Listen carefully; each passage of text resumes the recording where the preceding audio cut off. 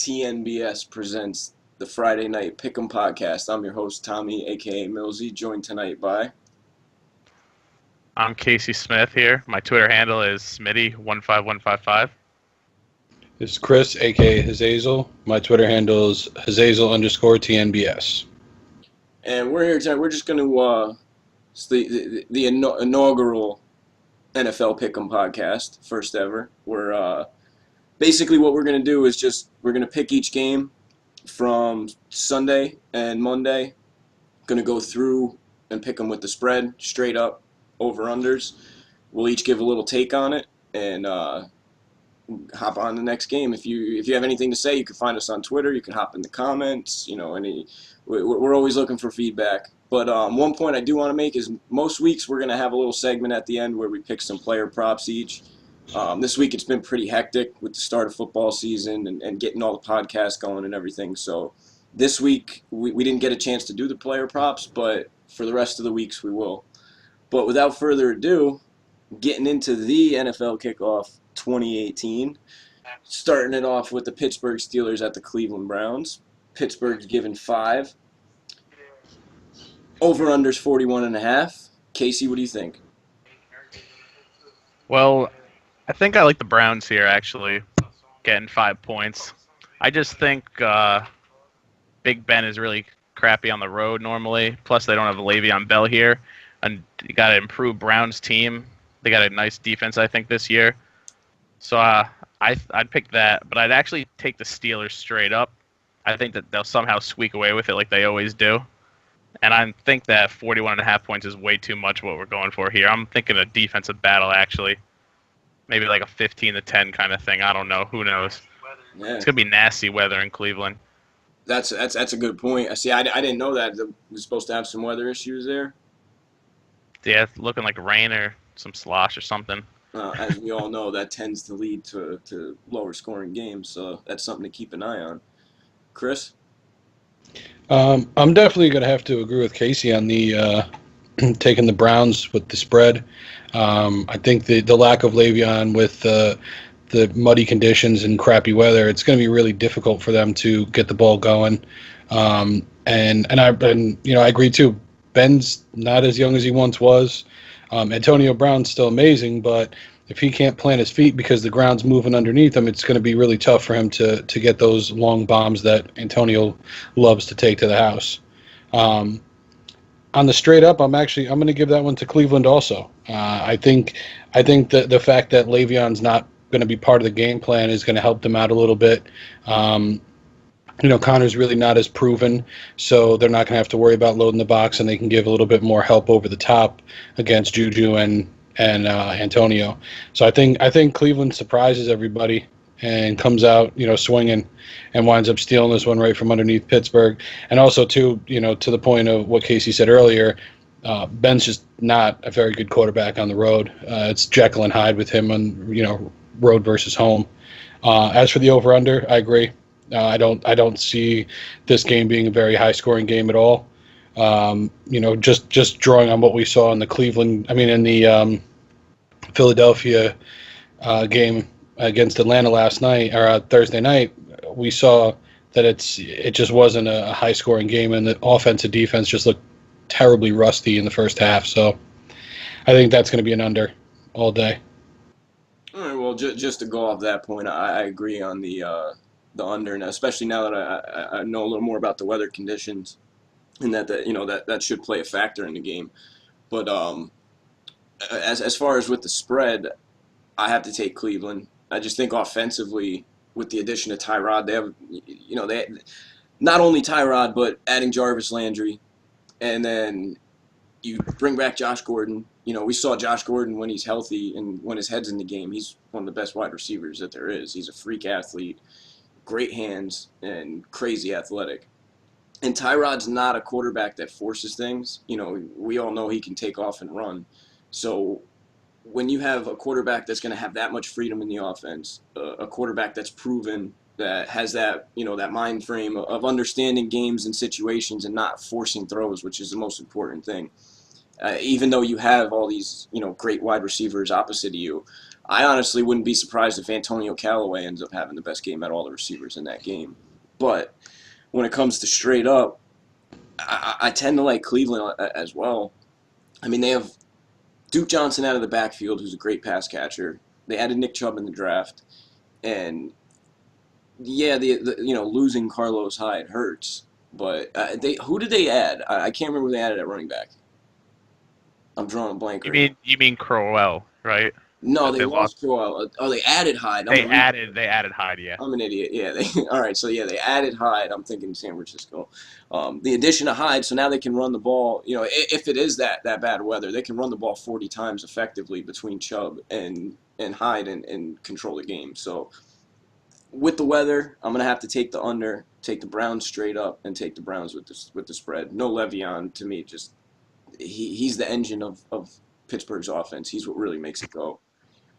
But next up, we got San Francisco at Minnesota.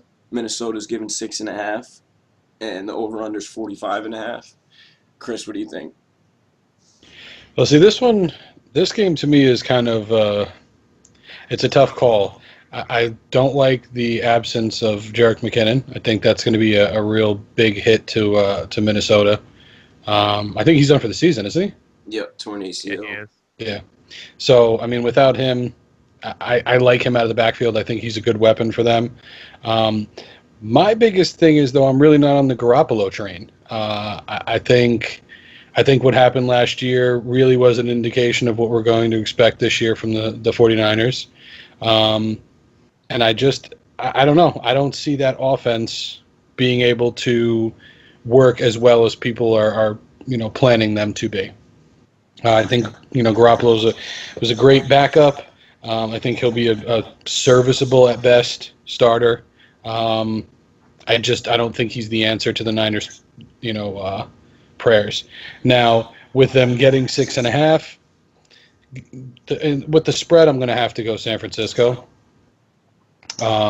Just because I feel like, again, it's just been sloppy play, and it's typically week one. It's always sloppy play. So I just don't see there being a lot of high-scoring games unless it's some of your more high-powered offenses that are running against second-rate defenses. You're not going to see.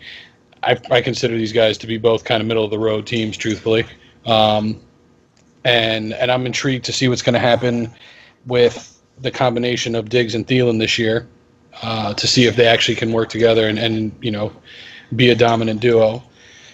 So with the 6.5 spread, I'm going San Francisco. Straight up, though, I'm taking Minnesota. I think they squeaked this one out, but I definitely am taking the under. I don't know. I don't see anything overly explosive. I think the loss of McKinnon hurts Minnesota in the sense that they can now double up on their on the outsides, and they don't have to worry about as much in the box. So I would say the under, taking San Francisco with the spread, and Minnesota straight up.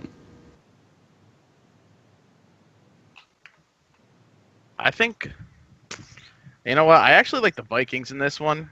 I'm a firm believer in the home field advantage, especially playing in a dome, especially traveling across halfway across the country. I'd say. I think this is gonna be Kurt's coming out party, his first game as a Viking there. I like that offense. Honestly, I could see them putting up some points. So I'm definitely gonna take them with the spread. I think they'll be able to win. I like Jimmy G, honestly, I do, but the 49ers, I just don't think they're there yet. I think they still have a little bit to go. They've really improved this year. I mean, especially they're missing their starting running back. That's never going to help. So I'm going to take Minnesota straight up in this game too. But I actually think they could break for the points for 45.5 we said? Yeah, 45. I could see them breaking that.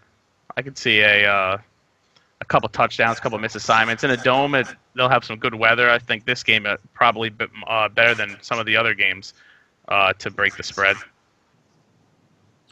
Yeah, I'm going to, excuse me, I'm a little more on the Jimmy G hype train. I think San Francisco has found their answer at quarterback for the next 8-10 years or so. But with the spread, I'm going to have to take the Vikings. Arguably the number one defense in all of football. San Francisco doesn't have a ton of weapons. I like Marquise Goodwin. I think Pierre Garçon's going to improve their offense a bit. losing McKinnon is that's a crippling blow because not only is that your starting running back, but he's explosive. He's a great pass catcher, and we saw what he could do last year with limited sharing time with Latavius Murray, and we saw how well he played. So I think he was poised for a big year prior to that injury. Now I don't think they're completely screwed in the backfield. I don't mind Alfred Morris. I think he's a solid first and second down running back, but teams know when Alfred Morris is on the field that it's going to be a run play.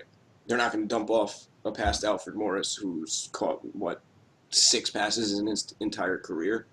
So I think we see a decent amount of Matt Breida in this game, and Breida as a pass catcher is pretty solid, but I don't think that's nearly enough for the 49ers to overcome Harrison Smith and Xavier Rhodes and the Vikings defense. So I got to take the Vikings with the spread, the Vikings straight up. The over-under is I've been flipping back and forth on it. Part of me wants to say over because I think Minnesota blows them out, and I think the Vikings get a couple cheap touchdowns. But even then, I still see it like a 30 to 14 type game, or 30 to 10, 30 to 14, where it's, the point shy of that 45 and a half. So I'm going to have to take the under slightly. I'm not confident in that, though. But for example, in comparison, Pittsburgh, I'm confident in the Pittsburgh-Cleveland over-under. It's a divisional game, tough matchup on the road, some players out, an improved team. San Francisco just didn't do enough for me to consider them a threat to beat Minnesota. And I think I agree with you, Casey. I think Kirk Cousins comes in and, welcome to Minnesota, has one of those type of games. It's going to be a lot different playing in that dome, I'm going to tell you. Oh, absolutely. It's going to help him out a lot. Oh, yeah, absolutely. Couldn't agree more there. Casey, I'll kick it back to you. Cincinnati getting 2.5 at Indy with a over-under of 48. What do you think? When I was looking at this game, I thought it was a little bit of a toss-up. I mean, they're both just kind of crappy teams, I'd say. But I think they both have a little bit of offense, so I think it's going to be high scoring, actually. I think it's going to beat the spread, or the over-under. I actually think Indianapolis will take this game just because it's a home game for them, because I feel like these teams are pretty similar. Not really similar, but they're skill-wise, I guess. Mm-hmm. Their defenses are both struggling. I mean, they both have capable offenses, so I can see them scoring. So, yeah, I'm going to take the Colts, actually, giving 2.5, and then I'll take the Colts straight up also. Yeah, I mean, I have to agree with you, Casey. I don't see either one of these teams as the lighten up the night kind of teams. Neither defense strikes me as a formidable force. So I have to agree with you on that, on taking the over. I think it's going to be somewhat of a shootout. I think the Joe Mixon factor is going to make a bigger difference than a lot of people are giving it credit for. So I could see them taking with the 2.5. I could see Cincinnati taking this with the spread and straight up, truthfully. Because it seems like run games are, typically will make the difference a lot of times in the first 2 weeks. And I don't know, could just be me that I'm high on him this year, but I think I would say Cincinnati all three, or Cincinnati for the spread and Cincinnati for straight up. But I agree with you. I take the over. I'm gonna have to agree with both of you on the over under there. I'm gonna have to take the over. I think this is a shootout. I think Andrew Luck coming back does enough and impacts the Colts enough offensively that we're going to see T.Y. Hilton go back to that dominant player that he was in 2016 and prior. The only thing that worries me about the Colts is after that, offensively, it's nothing. I mean, I expect, honestly, to see a lot of 2 tight end sets from them because I think their best option is getting Jack Doyle and Eric Ebron on the field at the same time. I totally agree with that. As opposed to, throwing out a 4th, 5th string wide receiver. They're both proven. Ebron in particular, he's a matchup nightmare for linebackers and even safeties because of his size, and he's so athletic. So I think the Colts kind of look to exploit Cincy's defense a bit, and like you guys had mentioned, Cincy's defense is okay in the secondary. That's why I think they focus a little more on the tight ends because Cincy they're going to be without Vontez Burfict, who's suspended the first 4 weeks. That's a huge loss to their defense. That's the pulse of their defense. He calls the plays on their defense. So I think losing him is going to be pretty, very, very, very, very devastating to that defense because their linebackers, other than that, are pretty atrocious as is. So I'm going to have to take the Bengals straight up. I like the Bengals with the spread, and I like the over. I don't trust that Indy defense. I think that Indy defense is that bad that I They don't. are pretty bad. I just don't see how they can stop Cincy, who does have a well-balanced offense. They have some weapons on the outside, and John Ross, who's the fastest, if not one of the fastest wide receivers in the NFL.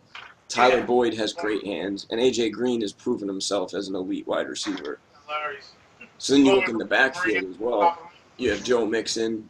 You have Gio Bernard, who's a good pass catcher. Joe Mixon can rip off a run to the house at any time. So I don't trust that Indy defense at all. So I'm going to have to take Cincy straight up with the spread, and I'm going to take the over. Chris, I'm going to go to you. What do you think about Buffalo at Baltimore? Baltimore's at home giving 8 points with over-under of 40. I think this over/under is. I mean, not the over/under. Excuse me. I think this spread is indicative of just how bad the Buffalo Bills are this year. A lot of question marks in Buffalo. I'm looking at this going. I don't even think 8 points is enough to make them a favorable pick. They're just that bad. I mean, I honestly, I could see them putting up absolutely nothing in terms of points for this game, and I wouldn't be shocked. And the worst part about it is it breaks my heart for one player above all the rest, and that's Shady. I was gonna say, as a LaShawn McCoy, fantasy owner, I'm kind of hoping you're wrong on that one, but But I mean, I've been a fan of Shady for years, and my shirt is no hiding it. I've been a Cowboys fan forever. Even when he was in Philly, you tip your cap to the guy. He's just an amazing runner. And it's it's one of those things though where you just look at it and you're like, shit, man, how do you make this good for this guy who's an amazing talent on just a I mean, they should change their name from the Buffalo Bills to Waste Management. It seems like they're just trash everywhere. So even with that, I'm even with 8 points, I'm taking Baltimore. I'm taking Baltimore across the board. I think they're taking it straight up. I think even with the 8 points, I think they'd have to be giving Buffalo 14 for me to even consider this maybe swinging in Buffalo's direction, possibly. I think this is an absolute blowout. The only thing that worries about the over-under is, Baltimore's obviously going to put up quite a bit of points, but what's Buffalo put up? One touchdown? Probably Shady just breaking one off, or, just the law of numbers because they're going to run this poor guy into the ground. So I can see the over being a feasible option in this, especially considering that it's in Baltimore. So I'm going to go with the over. I'm going to take Baltimore with the spread, Baltimore straight up, and the over. I'm gonna have to agree with you there about the spread. I mean, 8 points. Like, come on. They got what's his name, Nathan Peterman starting. Yep. What'd he do? Threw 4 interceptions in one half. I think it was last time he played. I started the Chargers defense that week in DFS, and I got the recent reminders from email from them that was the week the Chargers defense had 5 interceptions in the first half. Oh my god. 5 picks. Yeah, so there's no way that I'm going to be taking anything to do with the Bills in this game, and maybe even this season. A lot of the times, they're not going to be picked many times. They're not looking too good. I mean, questions at quarterback. They got questions all over the place except for running back. Yeah. So, exactly. And that's just offense. I mean, their defense is all right. It might keep them in some games, but I don't see them ever really doing much of anything. So, yeah, I think the Ravens are going to take it with the spread. I think they'll take it straight up. But I'm thinking that they're going to be under here. I don't trust Joe Flacco to be the driving force behind the Ravens offense to go down and score at least 30 points. And I think that honestly, the Ravens' defense might score more points than the Bills too. So Well, that's why I'm with you on with the over under. I'm looking at it going, I think it'll be the over, but it's like I could what see you it just just said, being a TJ. straight It's a blowout, like you said. non-confident over. Yeah. Well, I'm gonna have to definitely take the under. I don't trust either one of these offenses in the slightest. The main reason now the Ravens' offense has improved, but the main reason that I don't trust the Ravens' offense is I do not trust Joe Flacco. Joe Flacco has never been a great quarterback. He's had a couple years where he was good, got way overpaid, and he's in a steep decline now. That was evident last year. He couldn't throw the ball down the field. It wasn't just that the numbers in terms of interceptions and whatnot. It was his inability to throw the ball down the field with any form of velocity. Anything he threw down the field was picked off or broken up. So when you can't hit those home run plays, you're not going to score a lot of points. You can be an effective team still. We've seen teams, like I bring them up all the time, the 2011 Jets. That wasn't a great offensive team. They were great on the ground. I believe that was the year they led the NFL in rushing. So you can have teams that have great defenses and focus on the run and aren't great pass teams that still have success, which we've actually seen that from the Ravens in the past. I just don't know if Flacco has enough left in the tank to even provide them with that. I do like Alex Collins in the backfield a lot. I think Alex Collins has a great year. I think Alex Collins will have a good game this game too against the Oh, Bills. I do like Collins in this game as well. I just think Buffalo's defense is going to be on the field too much and relied upon too much, asked to do too much. So Yeah, they are. I'm going to have to take the Ravens straight up, the under, and I just can't trust Nathan Peterman. I'm going to have to take the Ravens +8 as well. I don't like those high spreads. I tend to stay away from them and tend to take the team getting the points, but I just can't see anything on that Bills offense other than McCoy that says, hey, we're going to score points. Kelvin Benjamin's become a shell of himself in the past 2-3 years. Zay Jones is still a rookie, essentially, after last year. And then this year you have, who was their other addition? They traded for him, Corey Coleman from the Browns. And He actually released him. They did release him. So Yeah, they did release him. So he's not even there anymore. And that sums Who up do they have? the Bills' Exactly. receiving corps for you. I mean, I think Charles Clay, out of all receivers, has the best game at tight end because he's a sheer volume receiver and he'll catch, 6 passes for 40 yards and get you 10 points for 3,000 on DraftKings. Just a little sneak peek to tomorrow night, but all right. We got Jacksonville at the Giants. Jacksonville is giving 3 with an over-under of 42.5. Casey, what do you think? I like Jacksonville's defense a lot in this, and I think they're going to give Eli a lot of problems, even with that new offensive line. It's going to be hard for him to have any time, and it's going to be hard for any of the wide receivers to get open with Jalen Ramsey and A.J. Boye out there. So even with the return of Odell, the addition of Saquon, I don't think the Giants are going to win this game. I don't think that they're going to beat the spread either. And I guess I don't think they're going to go under. I can see this being a defensive game too. I mean, these offenses have struggled in the past, and I don't see a reason why they wouldn't struggle again this weekend against 2 decent defenses. Well, I'd say the Jaguars' defense is better than decent, but so yeah, I'm going to take the under with the 42.5 point spread. This game is this has been a head scratcher for me. I've been looking at this for a while because for 2 reasons. One, Jalen Ramsey, he poked the bear with his comments about how overrated people are and basically calling out every wide receiver in the NFL. Now, granted, yes, the guy has the talent to do it, but I don't know if he quite remembers who Odell Beckham is. I think he's going to find out. I think that's going to be a great battle, reminiscent of the days of Darrelle Revis and Antonio Brown, where it was just who the hell is going to win this slugfest. I personally think OBJ comes out on top because from what they've been talking about, he is a just a completely different person. His levels of maturity that he's reached, I think that maturity carries over onto the field too and allows him to keep his composure. And if he can maintain that composure with Jalen Ramsey trying, and he could just let his football skills do the talking, I think he's going to wind up being the one that gets in Ramsey's head as opposed to the other way around. Um, I think the addition of Shaquan Barkley is going to be a game changer for the Giants, just overall. Me being a Penn State fan, watching this guy play, I mean, he's an animal. He's not even a human being. And I think he's going to carry over his great preseason into the first game of the season. The over-under, I agree with. I definitely think it's going to be the under, just because two good defenses. The second thing that worries me is who was it on the Giants that's sitting this week?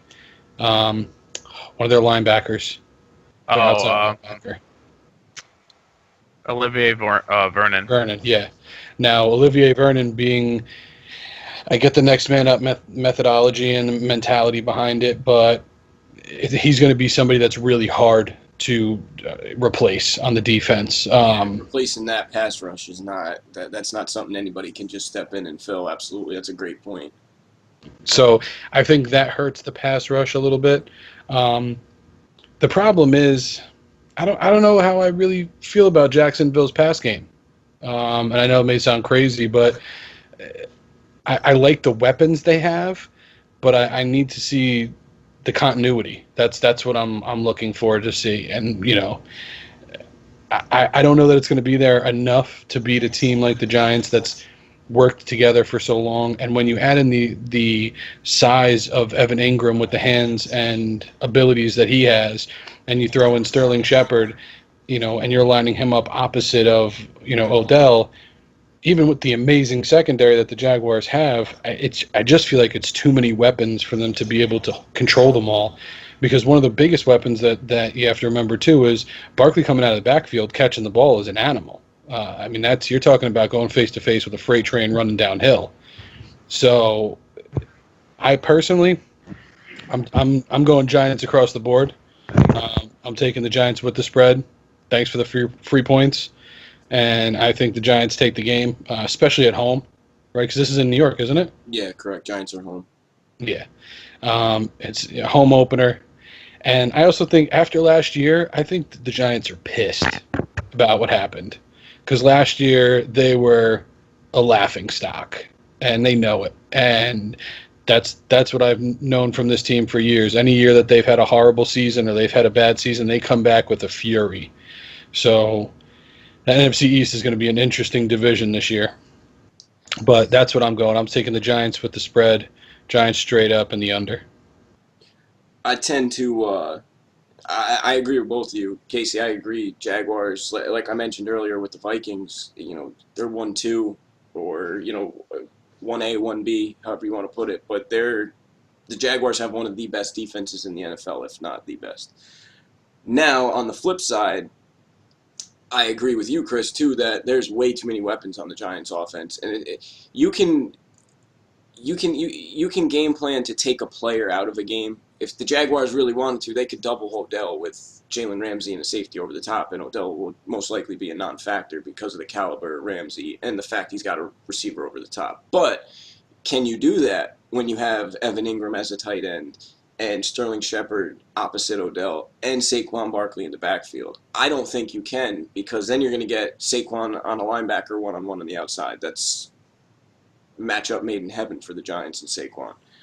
I just think that as good as the Jaguars' defense is, that the Giants' offense is on par with that defense. I personally am very high on the Giants this year. I think a lot of their issues last year came from McAdoo and the team just quitting on them on the season. I mean, you had Dominique Rodgers-Cromartie suspended. You had Eli Manning benched for no reason. You had Janoris Jenkins suspended and openly to the media talk bad about Ben McAdoo.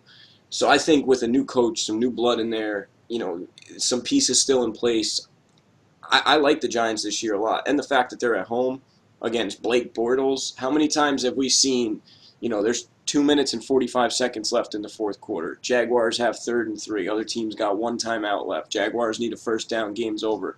Blake Bortles, it's a simple pass to T.J. Yeldon out of the backfield. 3-yard pass. What does Blake Bortles do? Air mails it over his head or spikes it into the ground.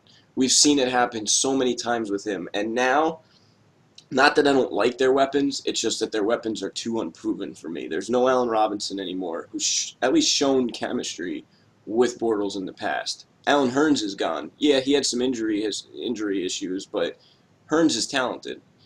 So you take his top two receivers away, and you take Marquise Lee, who suffered a torn ACL in the preseason, and you throw him in there, his top 3 wide receivers that he's most familiar and comfortable with are gone. Austin Seferian-Jenkins is questionable for the game. I just don't think the Jaguars are going to be able to muster enough offense. Even if Keelan Cole say he does blossom into a number 1, I think he's going to have his hands full with Janoris Jenkins. And I think Jenkins does a good job shutting them down. And it's gonna be on Blake Bortles to win the Jaguars the game, and I don't think Bortles can do that personally. So I'm taking the Giants straight up, the Giants with the spread, and I'm gonna take the over. Next up, we got Tampa at New Orleans. Tampa is getting 10, getting 10 with an over under NFL, right? 5.5. So. Casey, I'll kick it to you first. God. What do you think? I agree with the spread here. I mean, sort of that the Saints are going to dominate this game. However, I just think it's hard to give a team 10 points in the NFL. This is still the National Football League, and these still are the best of the best. That is Ryan Fitzpatrick at quarterback for Tampa, though. Hey, man, the guy threw 30 touchdowns one year. He did. I also saw him throw 2 Tim Tebow also took a team to the playoffs. Yeah. To end our playoff back in 2000. That is true. You got me there. 15, so. God, so, yeah, I'm going to take the Bucs with getting 10 points just because I think it's hard to beat teams by more than that. So maybe, who knows, they score a couple touchdowns at the end to make it a close game. But I see this game basically being a blowout for the most of the game. I see the Saints winning. And I could definitely see them breaking the 49.5 for the spread, or for the over-under, because Saints are going to be a high-scoring team. The Bucs are missing a lot of pieces right now on defense. They have a lot of injuries. Brett Grimes is out. They're missing another cornerback, too, so I think Drew Brees is going to have a big game. Him and Michael Thomas both. And Kamara is going to have a big game. I just see this is just the perfect opening week for the Saints. A nice home game against the Bucs. Pat your stats a little bit, so... yeah, I could see them going over. This is the pat your stats game. I mean, I agree with you that I think that the spread is indicative of the caliber of the teams we're talking about here. 10 points. 10 points, that lets you know that Tampa Bay is pretty much worse off than Buffalo. They think that the spread indicates that there's a pretty good chance that Tampa Bay is going to lose by more than Buffalo is. Oh. Let's sink in for a second, and then we can digest a little bit more of the magnitude of this destruction that's about to happen to Tampa Bay. I think Alvin Kamara goes absolutely insane on this team. With the secondary banged up, and him just being a monster last year. There's talk of how Drew Brees is ready to just go out gunslinging this year because he knows, he's not a stupid man. He knows he can't play till he's 97 years old. Yeah, he's getting up there. Yeah, exactly. Nobody's Tom Brady. And by the way, I hate the Patriots, but nobody's Tom Brady. So you have to figure he's gonna be airing it out like crazy, especially with the lack of secondary that's gonna be there, and the fact that they're not even gonna know what to do with themselves. Do I load 8 in the box and try and keep Kamara from destroying my defense, or do I double cover on Michael Thomas so that he doesn't break out with an 85-yard touchdown catch? I feel like this Tampa Bay team is just going to be looking for themselves all day and just never finding. I'm going to go a little against the grain here. I think New Orleans beats them with the spread. I think this is going to They're just going to rain down touchdowns. I think it's just going to be absolutely disgusting. Obviously, taking them straight also, and I'm going to take the over. And I'm going to make a bold prediction here that I think New Orleans is responsible solely almost for breaking the over. That's about how I feel about Tampa Bay's defense right about now. I mean, they were one of the worst defenses in the NFL last year. Didn't do much. That was before injuries. And they didn't Don't do worry much though, to they got impress you. JPP now. Yeah, that's true. Yeah, get him out covering the wide. Put him on Michael Thomas. Yes, and you know what? The scary thing is, I wouldn't be shocked if you see that. It's like Jose Reyes throwing pitches. Nobody knows what's going to happen in this Tampa Bay game. Well, I agree on the over. I just think New Orleans' offense is too explosive. A couple things. There's one thing I've kind of lived by when it comes to betting on games and whatnot and picking games is, number one, you don't go against the Saints at home. Number two, you don't go against New England at home. Number three, you don't go against Pittsburgh at home. And number four, you don't go against Green Bay at home. But that Green Bay one's a little more in the past now. But the Saints still being the Saints, and with that offense and Alvin Kamara and no Mark Ingram for the first 4 games, I think is actually going to take this Saints offense to another level because they're going to be using Kamara more in the pass game. He's going to have the ball in his hands more, running the ball, and they're going to be passing more, which opens up more for Michael Thomas. And they've done a beautiful job putting pieces next to Michael Thomas. Adding Cameron Meredith, in the offseason was an underrated move in my opinion. I really like Meredith. I think he's very talented. I think prior to him going down with the knee injury, we all saw he was a fantasy football darling. He was a waiver wire must-add 1 week after, he went off for, I think it was like 6 for 120 and 2 touchdowns in a game, and he was a must-add, must-start the very next week. And sure enough, the next week he followed it up with like an 8 for 86 and a touchdown. So like Cameron Meredith has talent, has potential. He was injured. So I think him opposite of Mike Thomas is a great addition. And if you go in 3 wide sets, you have Ted Ginn Jr. You put Ted Ginn opposite of Michael Thomas, you can't have that safety help over the top because you have that safety help on the opposite side of the field. So I think they've done such a great job putting the pieces together. It's like a perfectly constructed offense. I think they cover the spread easily. I think they win straight up. And I'm going to have to take the over. I think the Saints score between 30 and 35, but I think Tampa puts up about 20. I still think that they score a late garbage touchdown. I think it's something about 13 or 14 points going into a last drive for Tampa, and they score a garbage touchdown that brings their total up to 20-21. Meanwhile, the Saints already have 32 to 35 points, so that right there covers your spread, and covers your over/under. So I like the Saints across the board. This is a tough one, and Chris, I'll kick it to you first. Just a note, I saw this earlier today before we started. Will Fuller is questionable, a legit questionable for Sunday, not just we'll throw a questionable tag so to try and trick a team. He's actually questionable. Yeah. So we got the Houston Texans at the New England Patriots, and the Texans are getting 6.5, and it's got an over/under of 50.5. This in my mind is probably one of the toughest games to call this week, because I absolutely love Deshaun Watson.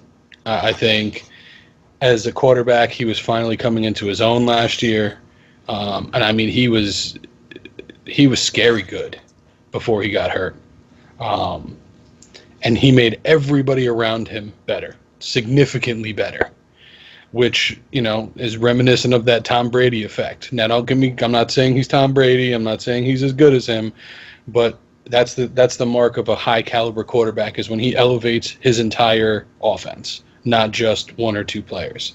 The Will Fuller thing does scare me, because I think you put DeAndre Hopkins across from Will Fuller in this game, and I'm probably going Houston across the board, truthfully. Just because I think they are just that explosive of an offense. New England, Chris Hogan's their number one. No. Don't get me wrong, I like the guy. Hell, I drafted him in my fantasy lineup. He's starting for me week 1. It's not that I don't think he's a good player, but it's reminiscent of Eric Decker when he came to the Jets and they tried to force him to be a number 1. He's just not a number 1. He's an amazing number 2. He's great lined up on the opposite side of Julian Edelman. But when you take Edelman out of the picture, I mean, who else? I understand you got James White coming out of the backfield and Rex Burkhead. I get it that they're great pass catching backs, and that's true.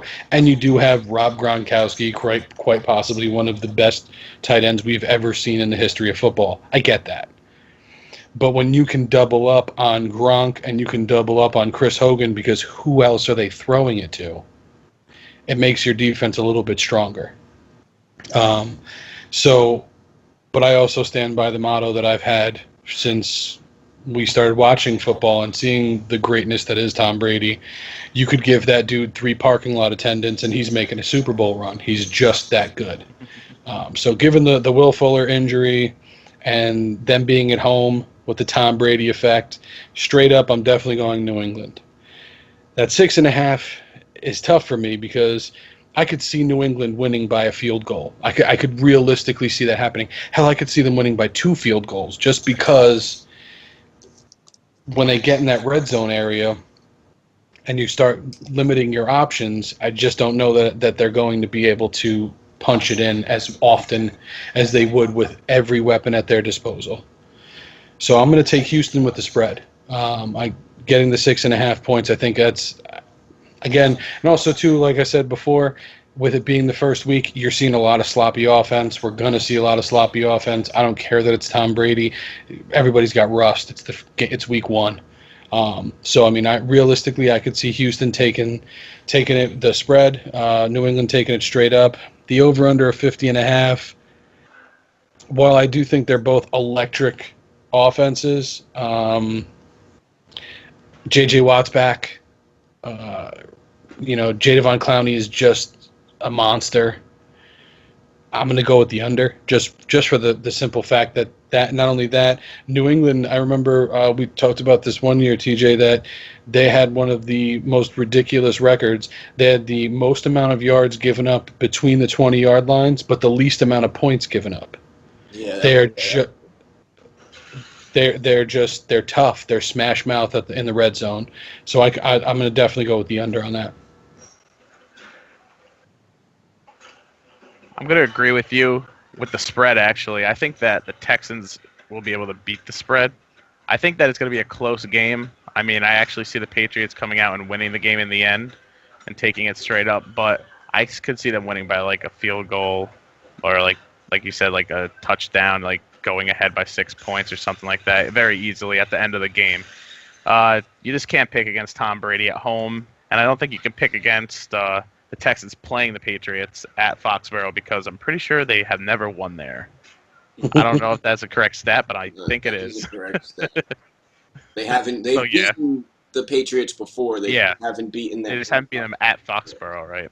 Yeah. So, and I love Deshaun. I love this offense. Honestly, I drafted a bunch of them in my fantasy league this year. I think they're going to be dynamic, but I think Bill Belichick just owns Bill O'Brien too. I mean, he's never beaten him. Bill Belichick owns everybody. Yeah, that is true. That is true. Yeah, but I could see the score being about like 27-24 or something. So I'm going to take the over on this of the 50 points. Like I could see it getting up that high. It's not too high, but that's just enough from both teams to put it over the top. So I agree with both of you. I agree with you, Casey, in the sense I'm taking the over. I'm taking the Patriots straight up, and I'm taking the Patriots with the spread. I had just said in talking about New England, there's 3 main teams that I don't go against at home. New Orleans, New England, and Pittsburgh. 2 of those 3 teams are home this week. I'm taking both of them. I love Deshaun Watson. I actually have DeAndre Hopkins ranked as my number 1 fantasy wide receiver this year, so I think they have a top 3 fantasy quarterback, which obviously if you're playing fantasy, that equals production. So I think between a top 3 quarterback, a top 2 wide receiver, and Lamar Miller's still effective. he's still a good back, and he doesn't get enough credit for his dual threat ability of rushing and receiving. What scares me is Will Fuller. I think if Will Fuller plays, and if Will Fuller was at 100%, which when is Will Fuller ever at 100%? But if he, Touche. I mean, come on now, it's a shame. He's got all the talent in the world, and we saw what he could do with that talent, but he's got to stay on the field.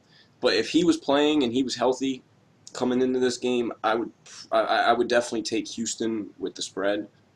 But I just think it hurts that Matt Patricia's gone because Patricia has done a great job with the Patriots defenses in the past. But Bill Belichick is ultimately the mind behind everything, and I can't go against Bill Belichick at home.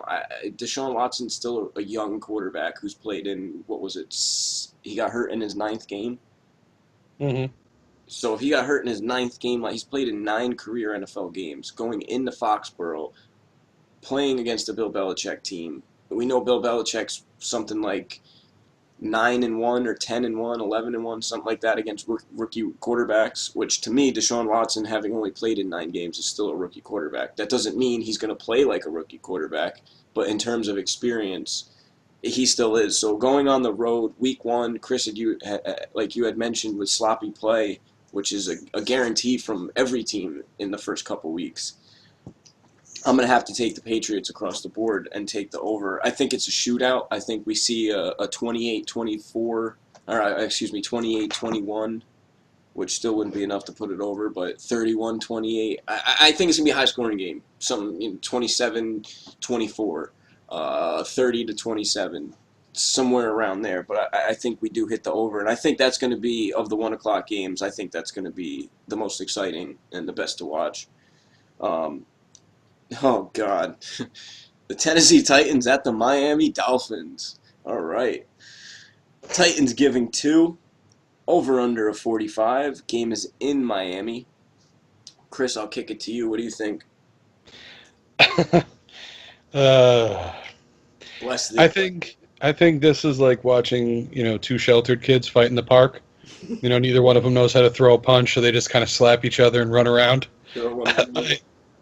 That's just what I think of. Yeah, I just it's scary. I mean, this game is going to be a Saturday Night Live skit.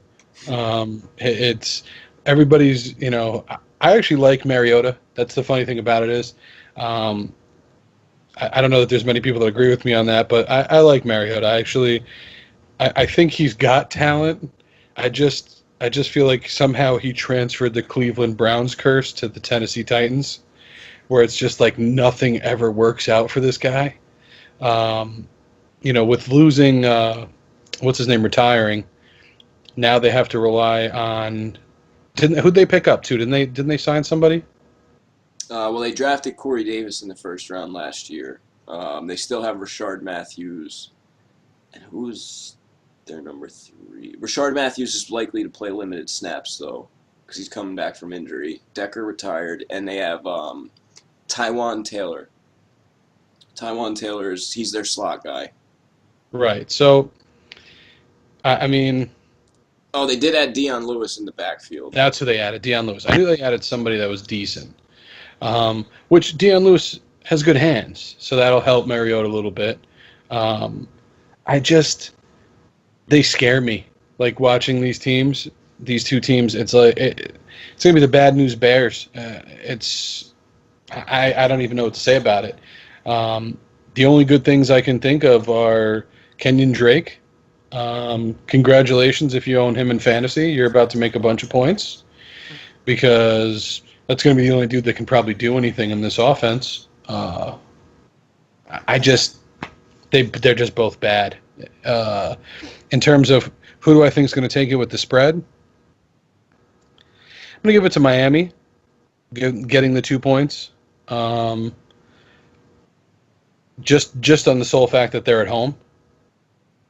That's my only deciding factor, truthfully, is that they're at home. With that 2 points, I think I honestly think they're going to win by a field goal, truthfully.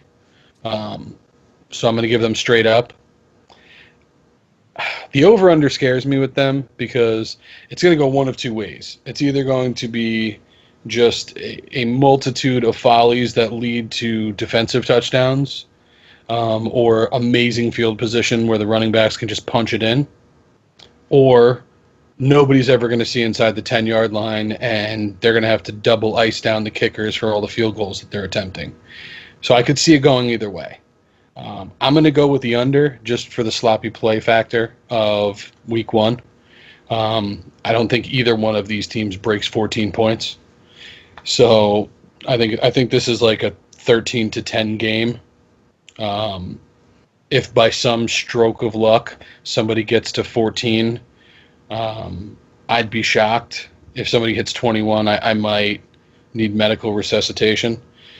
So across the board, I'm taking Miami with the spread straight up, and I'm going with the under.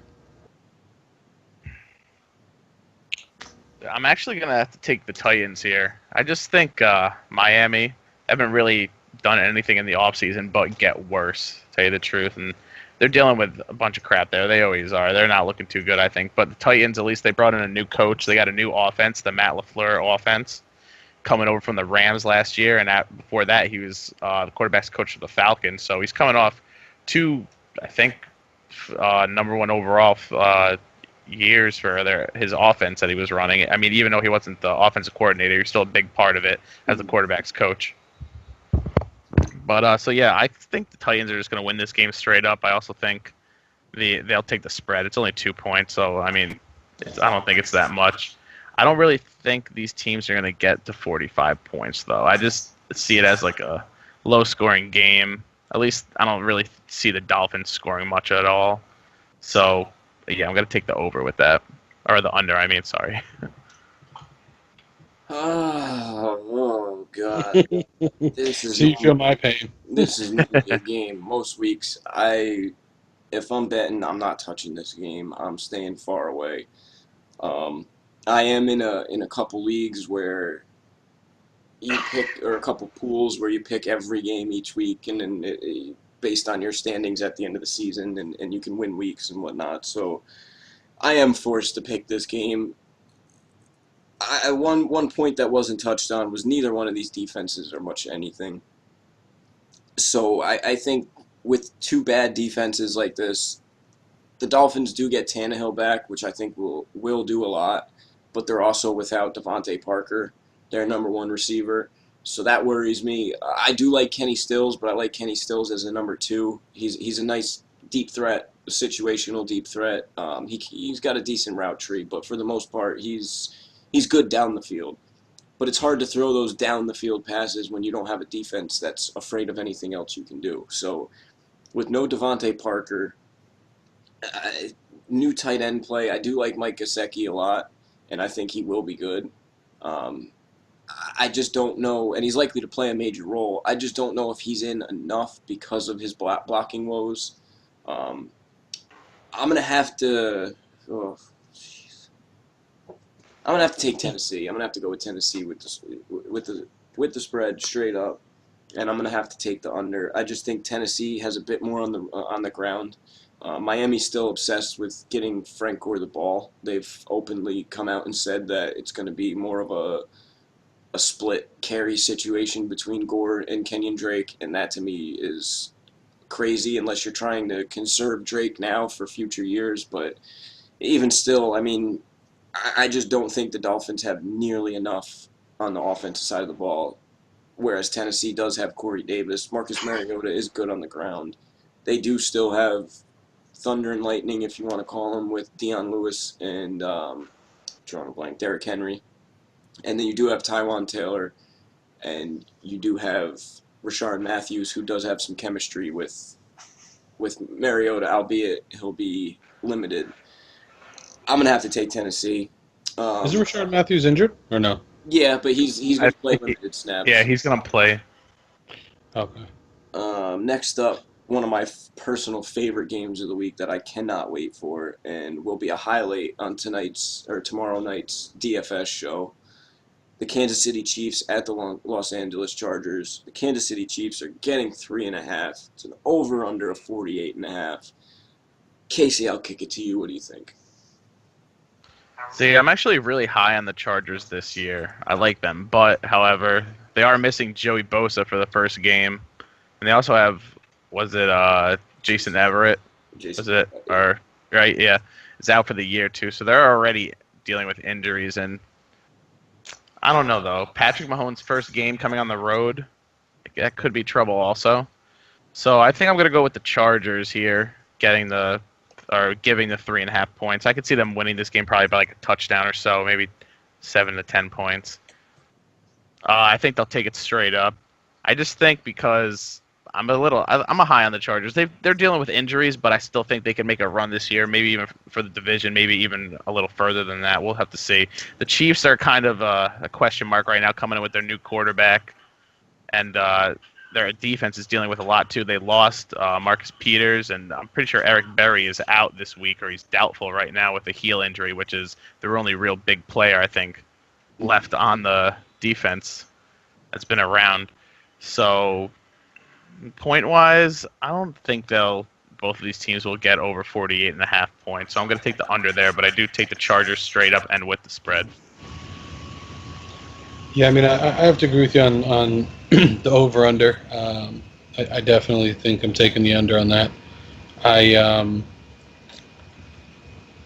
When it comes down to the teams, I mean, I'm a big fan of both running backs, Melvin Gordon and Hunt. I'm like, blanking for a second there. I do think the rookie quarterback first game jitters are going to be a little rough, especially with it being an on-the-road game. I think Tyreek Hill was underutilized with Alex Smith, so I think you're going to see. I like Mahomes because he's got a big arm.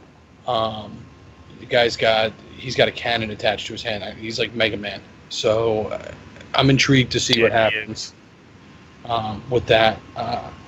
I do like Phillip Rivers. I think this is the first year that I didn't actually draft Phillip Rivers. I think I've had him almost every year since the dawn of time, it feels like. So, to say that I'm a fan of him is an understatement. I think with them giving the points, it's not going to make that much of a difference being at home because the new quarterback feature, the new quarterback coming into their home, I think it's just going to be too much for him and overwhelming a little bit at first. And again, sloppy play is going to happen, and I think that the loss of Peters is going to be a much bigger hit than anybody might have even realized. I feel like that was you basically just took the heart and soul out of this defense and said, "Hey, here, figure it out." And then, especially you said Barry's down too, right? He's doubtful this week. Yeah, he's doubtful right now. He's out this week. And so you take Barry out too. I mean, the favor is not stacked in towards Kansas City, unfortunately for them this week. So I'm going to take Los Angeles with the spread. I'm going to take the Chargers straight up and the under. Oh, Daisy wants to say hi. Hello, girl. Okay. She's got a pick for this game too. All right. Daisy's with me on this one. She just whispered in my ear, told me we're taking the Chiefs, we're taking the over, and we're taking the Chargers straight up. I think that half a point is the difference. I think it ends up being a 3-point game. I like the over strongly. I think this is going to be one of the highest scoring games of the week. I like this up there with that New England-Houston game. I think you take a look at these offenses and the Chargers. When you have Keenan Allen, Tyrell Williams, and Mike Williams as your main wide receiving options, with Melvin Gordon in the backfield, who had an absurd, I think, 80 targets last year or 60 catches, something ridiculous like that for a running back, on top of carrying the ball as much as he did and rushing for over, I think it was 1,200 yards. So, and as you mentioned, Phillip Rivers and his success over the years. But when it comes to the Chiefs, I think the Chiefs have a chance to have a special offense, an offense we haven't seen going back to the greatest show on turf. You pair Tyreek Hill with Sammy Watkins, and I know Sammy Watkins hasn't lived up to his hype yet as a number one first-round draft pick. I think a lot of it has been the situations he's been in. He did not fit in Buffalo. He's not your conventional number one wide receiver who's going to run a bunch of routes. He's about a 3-4 route tree kind of guy, but he's so explosive with the ball in his hands that he can take a slant to the house, or you could throw a go with him and he'll run past the defense and walk into the end zone. So I think when you have that opposite Tyreek Hill, Kareem Hunt in the backfield, who's an exceptional pass catcher, and my second favorite tight end, fantasy tight end, in Travis Kelce. Kelce from volume alone. Totally didn't think about him. And you go back to rookie, him making his first, Mahomes making his first full start and whatnot, excluding week 17 last year. I don't look at Mahomes as a rookie. Now, I understand he hasn't played many games. He's played one game in his career, but he's taken the approach most quarterbacks don't get to take. He got to sit for an entire year behind a proven successful veteran in the NFL in Alex Smith. His biggest thing was the mind frame. He needed to learn the mental aspects of it and see what it's like to keep the game slowed down. Don't let it get the best of you. Keep control of the game. Don't let it take control of you is the best way to put it. But not many quarterbacks in the league have the rushing upside to lead the league in rushing for quarterbacks and lead the league in passing, which is something, in my opinion, Pat Mahomes has. He's so much better than he gets credit for in the pocket. Scrambling. He doesn't get enough credit for passing in the pocket. And when some of his throws at Texas Tech, I understand it's college, but the ability to make these throws, that doesn't matter. College, NFL, that translates to any level. This dude's throwing, because he's a former baseball player, so he's throwing off his back foot. He's throwing off a 50-yard bomb that's reaching the back of the end zone from midfield, off his back foot. I mean, Pat Mahomes' arm strength is incredible. As you can tell, I'm high on Pat Mahomes this year. But back to the game. As Daisy whispered in my ear, we're going to have to go with the Chiefs getting 3.5. The Chargers straight up. I think that half point is the difference. I think it's a field goal game. It's also a divisional game, which always are closer. And I'm going to have to take the over.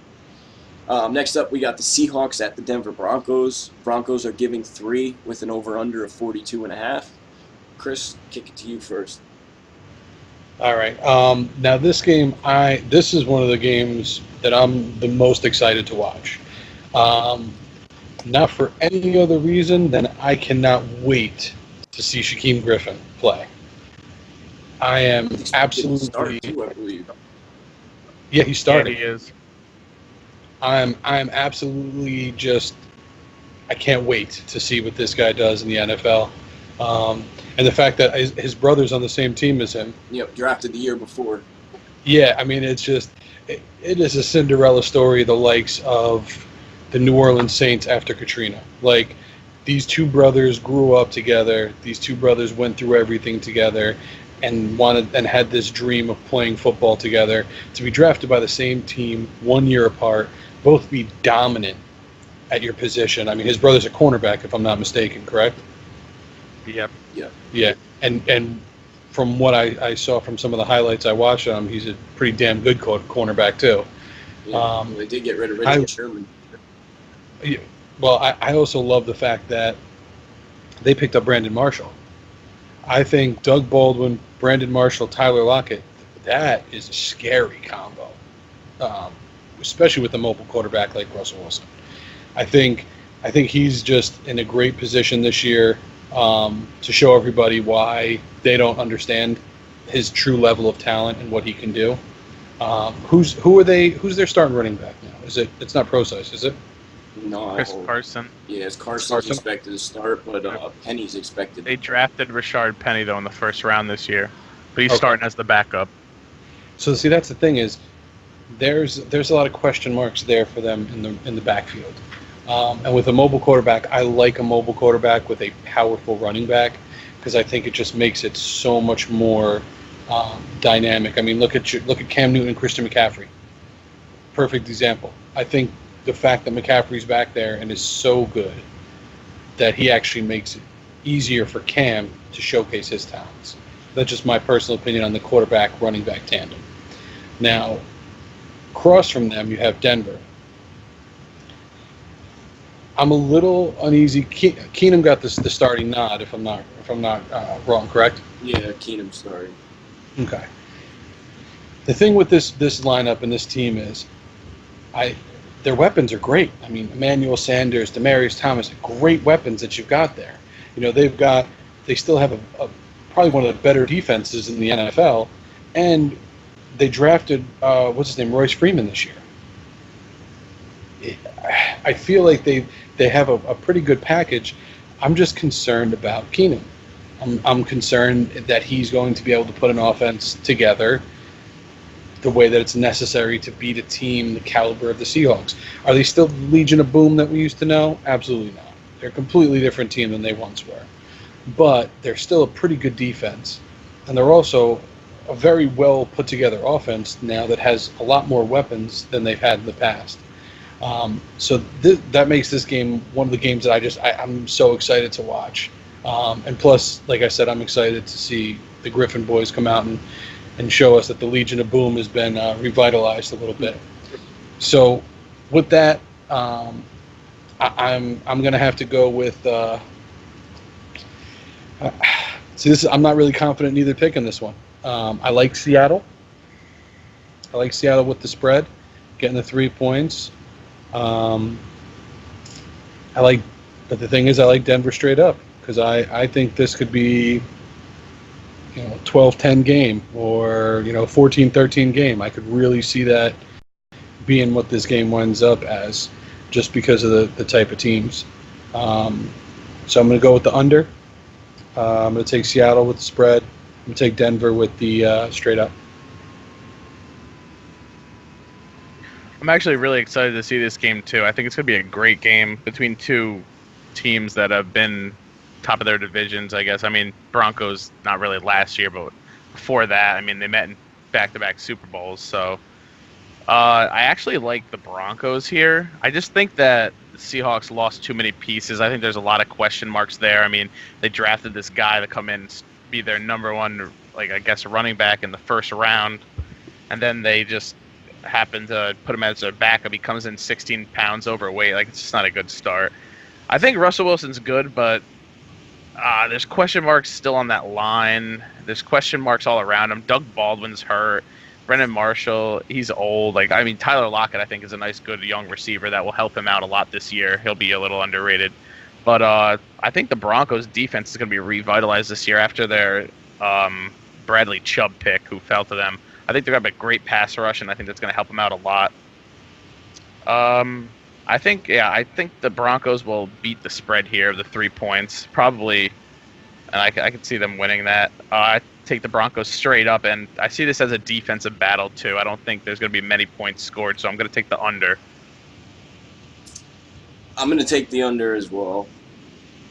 I'm worried about the Seahawks in the sense, like you had mentioned with Doug Baldwin, with him being injured and not much else proven around him. I mean, Marshall's had a good career, but we've seen he got cut by the wide receiver needy Giants last offseason. So I don't know how much he has left in the tank. And then you have Lockett opposite of him, who just got a nice extension, but hasn't really proven his worth yet. And the backfield issues, the offensive line issues, the loss of the Legion of Boom. It's a lot, but I don't trust Case Keenum. So that's kind of what evens it out a bit for me. I mean, I know he that is true. Was very good last year with Minnesota, but he doesn't have a run game he can rely on. He doesn't have – yes, he has great weapons at wide receiver, but – if I'm not mistaken, they didn't do much in terms to shore up tight end, no? No, I think their starting tight end is either Virgil Green or A.J. Derby this year, so... I don't not too good. With those two.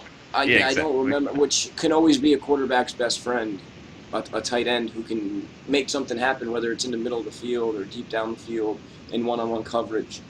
That can be a quarterback's best friend, and he's got to learn a new offense, acclimated to a new team. He's got to get accustomed to playing in Mile High. I do like their defense, but I'm going to have to take Seattle with the spread. I'm actually going to take Seattle straight up as well, and I'm going to take the under. Next, we're going to head to Carolina for the Cowboys at the Panthers. Cowboys are getting 3 with an over-under of 42. And the Panthers are going to be without 3 of their offensive linemen, starting offensive linemen. And Curtis Samuel is also going to be out, starting wide receiver. So, Mr. Cowboys, I'll kick it to you first. Yeah, I mean, as much as I'm a diehard Cowboys fan, and I want to make sure that I try to be as unbiased as possible, I don't know that the Cowboys have a snowball's chance in hell right here. And the reason being, we don't know what to expect from their defense yet, from their secondary. I mean, last year, Chidobe Awuzie and Byron Jones looked great. They looked like they were finally coming into their own. They were learning the system, and they were getting better and they were improving. And now this year, with them being able to both move back into a cornerback position and not have to rotate the safety position, I think they're going to be in a better spot overall. But that defense is still improving. They've never been better than a middle-of-the-road defense. So the fact that the Panthers are down a couple of offensive linemen might put them on even playing field in terms of the front. But Cam's got a lot of weapons. He's a mobile guy. I think the Sean Lee Vander Sheck is going to be a real big question mark too. We know Sean Lee, what to expect from him as long as he can stay healthy. But the problem you run into is, they're painting this kid as the next Sean Lee, and that he's just as good as him. If he turns out to be that way, fantastic. He'd be a matchup night. They'd be a matchup nightmare against a team like this with 3, linemen out. Cam's coming off a pretty mediocre year last year, if I recall. It wasn't anything to set the world ablaze. But I definitely think he's got something to prove this year. I feel like he's got a little bit more of a chip on his shoulder, and I think he's going to take that to them. My real concern is the Cowboys' offense. They still have that, probably one of the best offensive lines in baseball. Yeah, it's an offensive line in baseball because pretty much they have nothing else. They're running with the Zeke and Dak show and hoping that it's going to do things for them. And it's great. You can hand the ball to Zeke 40 times a game, but then you get to, playoff time and the guy can't even pick up his arms because he's so exhausted from so many carries. How much can you work somebody into the ground? I mean, look at what's his name? DeMarco Murray. When they had DeMarco Murray and they ran him, I don't think he recovered for 2 years after that. They beat him up so bad. Yeah, no, I was pretty much the downfall. They used him up. They did, and I mean, they pretty much used everything the guy had in his tank.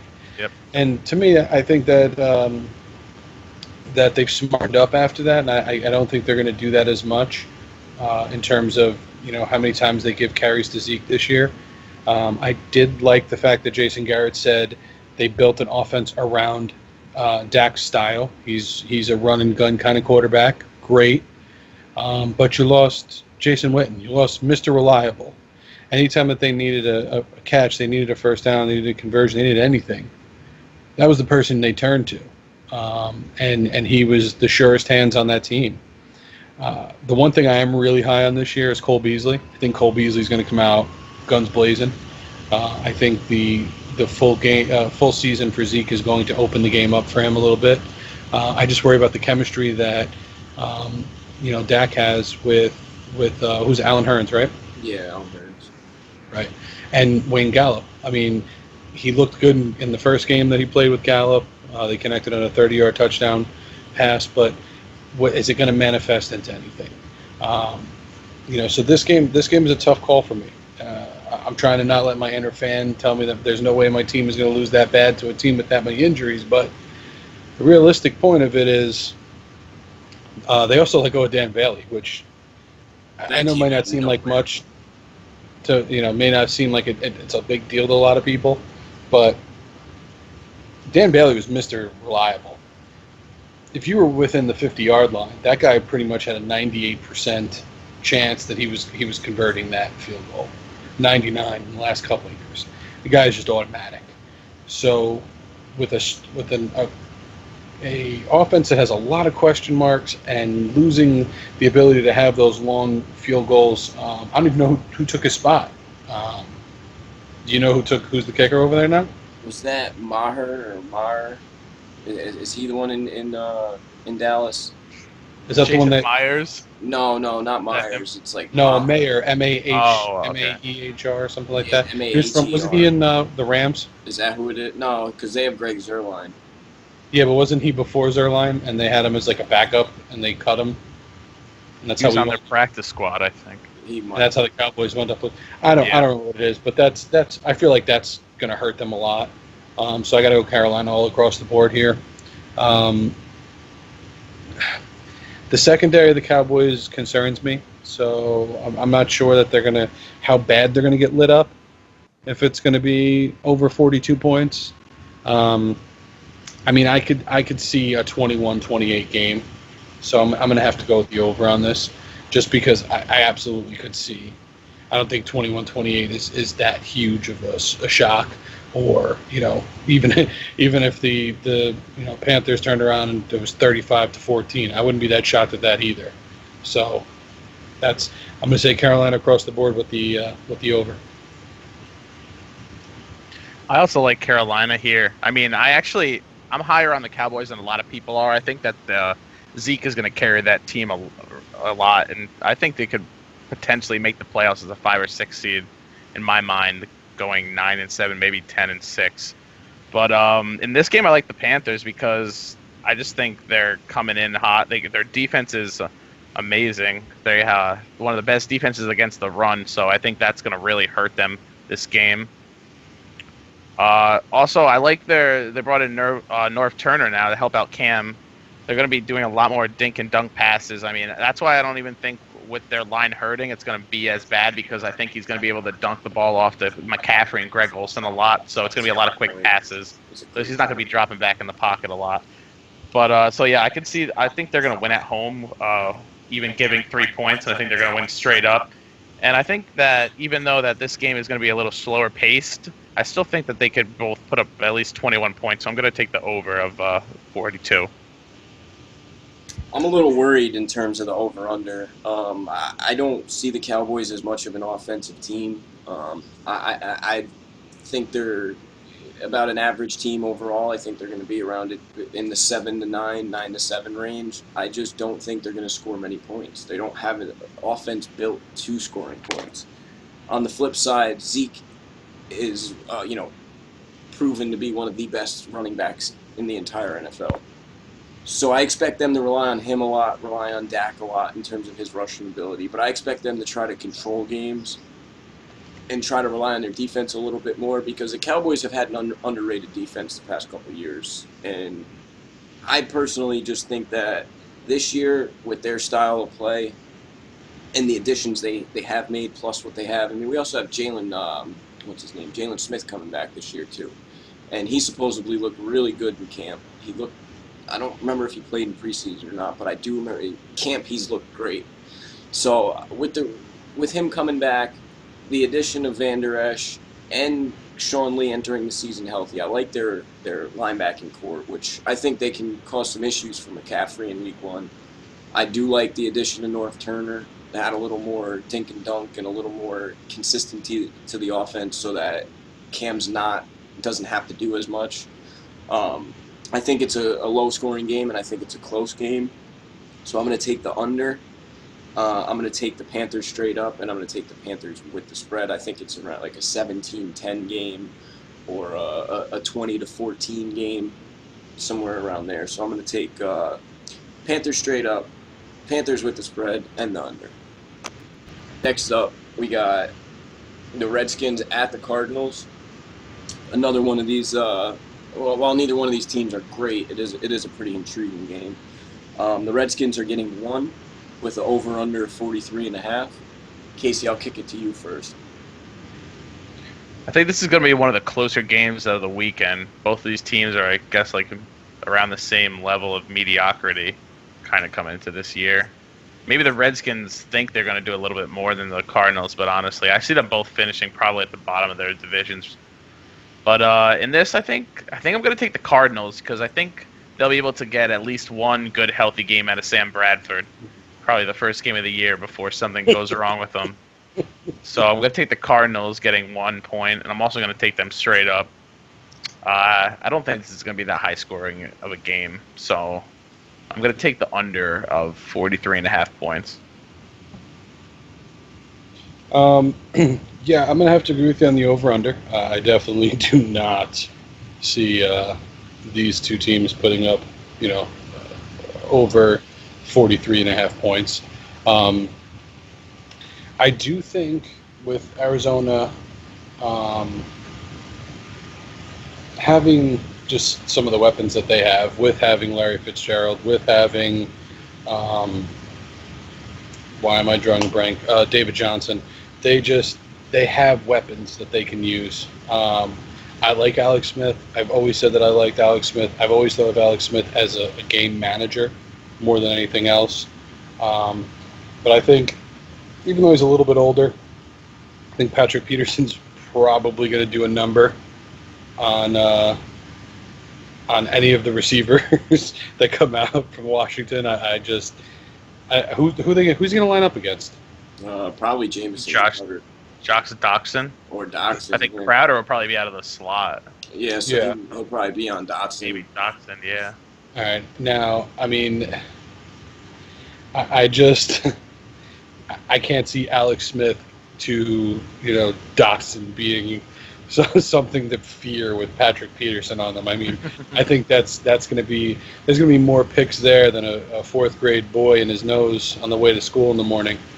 I think it's going to be messy, and because Alex Smith, I think Alex Smith also he's a little butthurt. I think they never really let the cuffs come off him so that he could show him that he had an arm too. They kind of handcuffed him into being a game manager, and then they gave his job up to a guy with a cannon for an arm, and he's sitting there going, "Wait a second, guys, I can throw, right?" So I think he's going to try and take shots to prove he's that guy and he could be that gunslinger, and Patrick Peterson is going to make him pay for it every single time. So yeah, I'm going to take the Cardinals across the board on this one.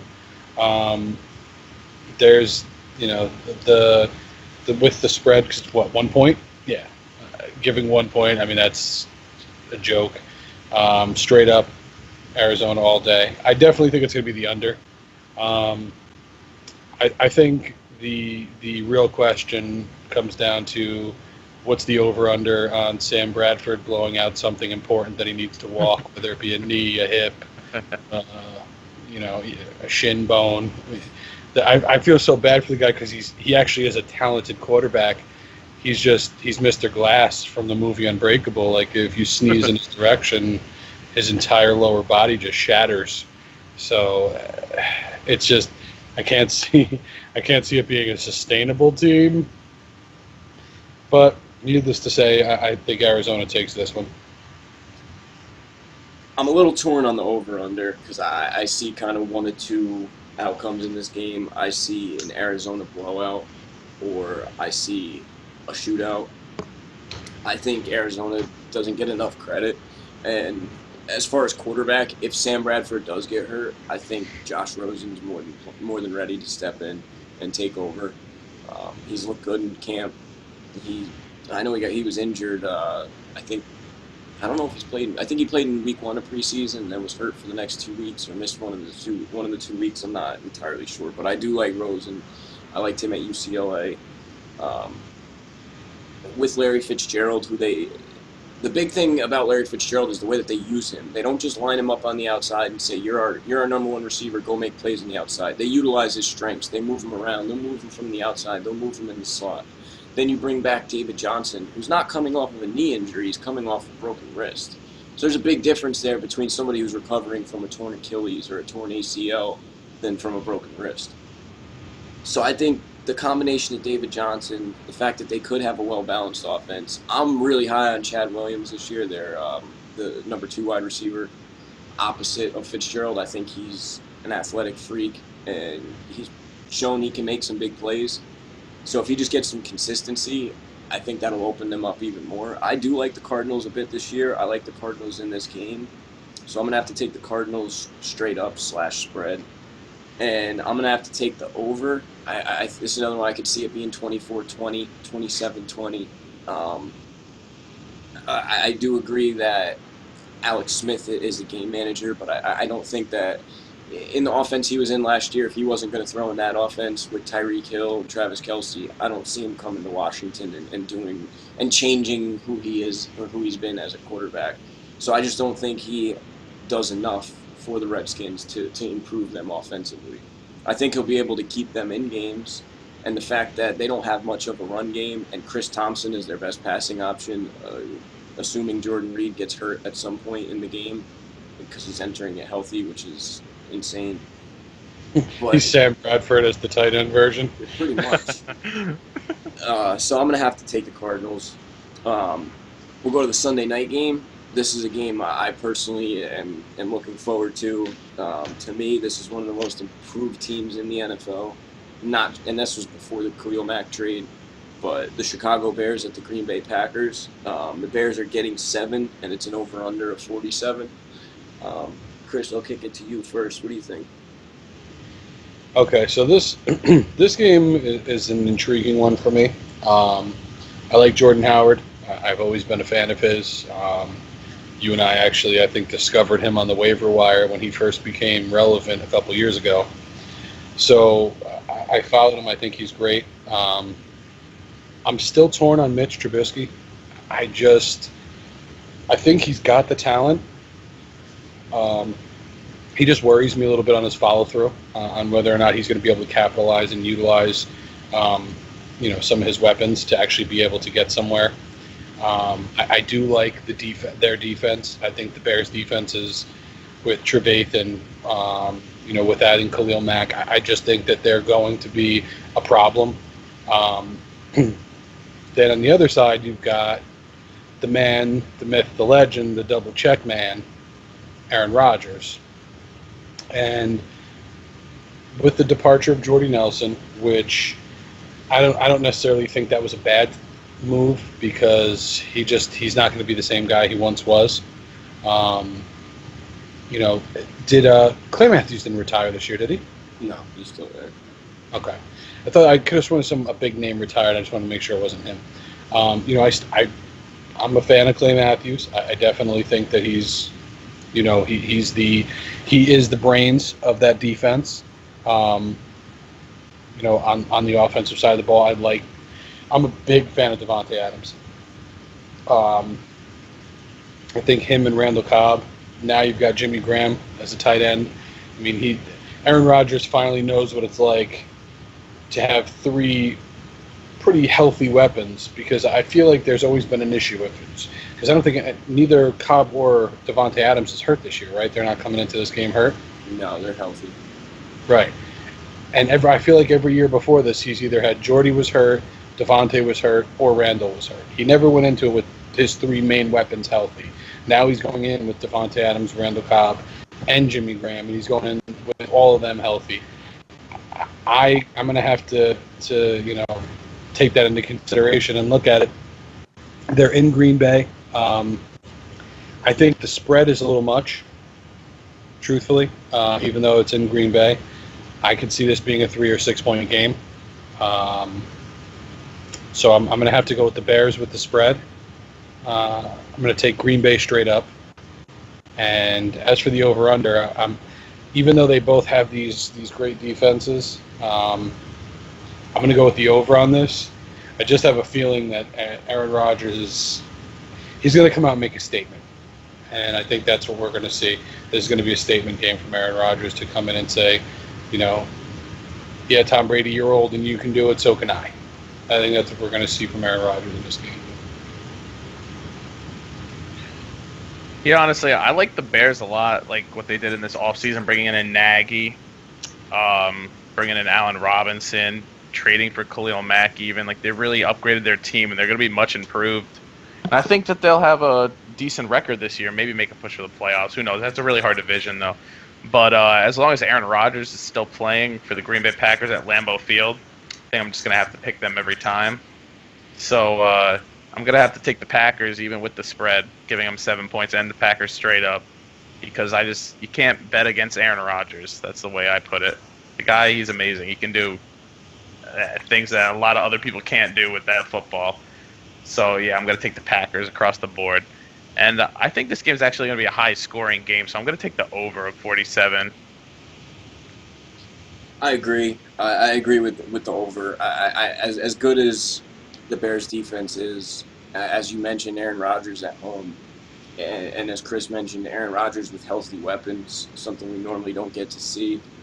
They made some nice additions in the draft by bringing in wide receivers Jamon Moore, Marquez Valdez-Scantling, or Scantling-Valdez, and Equanimous St. Brown. I think one of them is going to make an impact this year. How big, I'm not sure, but one of them will step up. I think the Packers are pretty much begging a wide receiver to step up and take Geronimo Allison's place, just for the sheer fact that they never seem content with Geronimo Allison as their number 3 or 4 receiver. They're always looking for something better. So I think with the addition of those 3 receivers, granted they were 4th, 5th, and 6th round picks, or 5th, 6th, and 7th, or whatever it may be, I think one of them is going to step up. They all have talent. Equanimous St. Brown is 6'5". Scantling Valdez is, I think, 6'4". So out of them 2 alone, I think one of them will step up. The Packers finally have a run game for the first time in a while, and they still have Ty Montgomery as a third down out of the backfield back. Defensively, the Bears' problem last year wasn't their defense; it was their offense. And they made that defense that didn't have issues last year better by adding Khalil Mack. I agree with, I think the 7-point spread is a little bit high. I take the Packers straight up, and I think the Packers win by 6 or 7. A push to me is essentially a loss. So I like the Bears with the spread.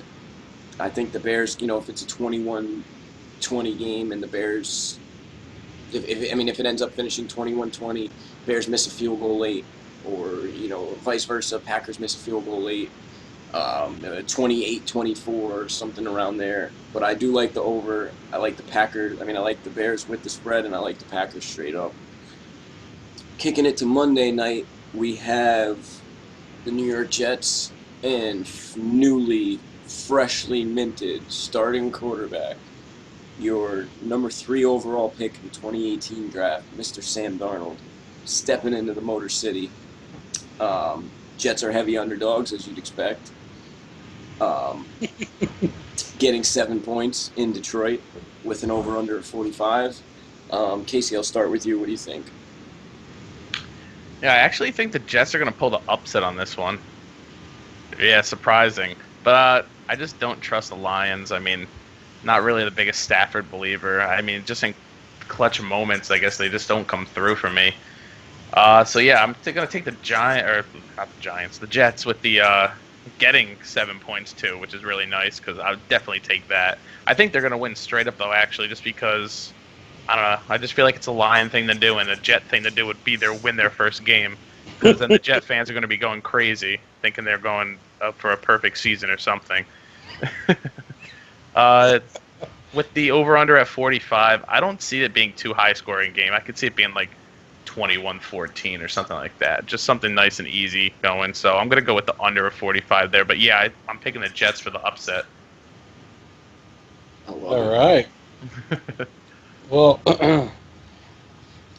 so the I'm looking at that going, you know what? I don't know that that's too bad. I'm kind of feeling the same vein a little bit in there. Everything you said made sense. It's a Jet thing to do to go in week 1 on Monday Night Football and win. It's a Lions thing to do to go into Monday Night Football and lose week 1. So both of them are against the quarterback that's the youngest quarterback to ever start a season. It's a Jet thing to do. It really is. With the over/under, I'm going to go over on this. Darnold's got an arm, and I don't care what anybody says. I like Anderson.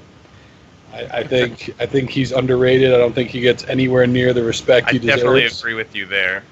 Definitely agree. And and they added Terrell Pryor this year, didn't they? Yeah. And he caught a Mhm. touchdown pass from Darnold in the preseason. Even better. So between Anderson, Terrell Pryor, you know this better than anybody, TJ. I've been high on Quincy Enunwa for years, way higher than I probably should have been. But I just like the guy. He's just a gritty, tough player. Um, and then with their combination in the backfield, I like the Crowell Powell kind of thing going on here. Like it's phonetically appeasing, but I like what they do with those guys because they're similar style running backs. You're getting a one A 1B that's hitting you with the same stuff over and over and over again, but they're fresh legs.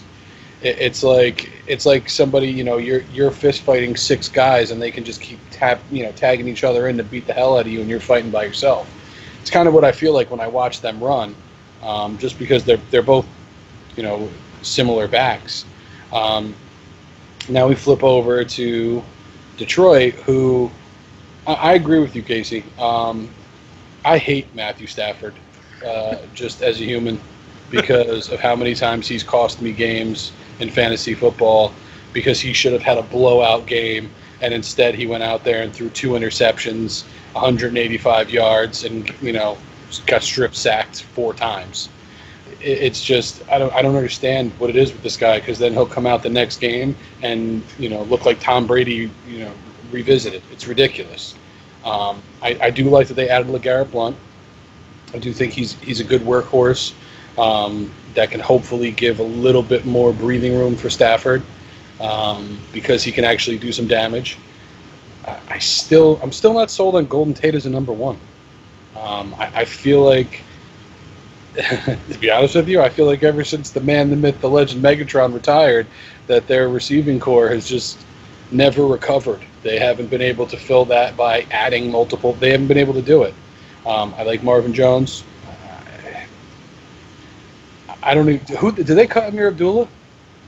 No, he's still there, but they're kind of like phasing him out. Yeah. So basically, He's going to be like their they punt cut him kick without cutting returner, him. kind of. Yeah, basically. That's got to feel fantastic. Yeah, So, right. So I'm gonna have to I'm gonna jump on the train here with you, Casey. I'm gonna take it across the board. Take the Jets with the spread, the Jets for the upset, and the over. Just because you literally can't put it any better than how you put it. It is a Jets thing to do, to come in week 1, blow the doors off of everybody's expectations, get everybody amped up. Watch Anderson go for like 120 and a touchdown. Watch, you're going to see either Powell or Crowell go off for 102 touchdowns. It's going to be ridiculous. And every Jets fan around the world is going to be just like Mets fans are, because I'm one of them. I can make fun of it. This is our year because we won 1 game. And Detroit, it is a Detroit thing to do, to go into a game that they should win hands down. There's no question whatsoever they should win this game. And so they won't, obviously, that's like Matthew Stafford's MO in life. So I'm gonna go across the board +7. I'm giving it to the Jets straight up. I'm giving it to the Jets, and I'm taking the over. The real Jets thing to do would be to go and beat the Lions in Detroit week 1, and then week 2 go into Miami and lose to Miami. So That's the real Jet thing right there. if That they is beat all the Jets Detroit, can we do. know what's happening next week. We won't have to touch on that game. But I'm more of a Matthew Stafford truther.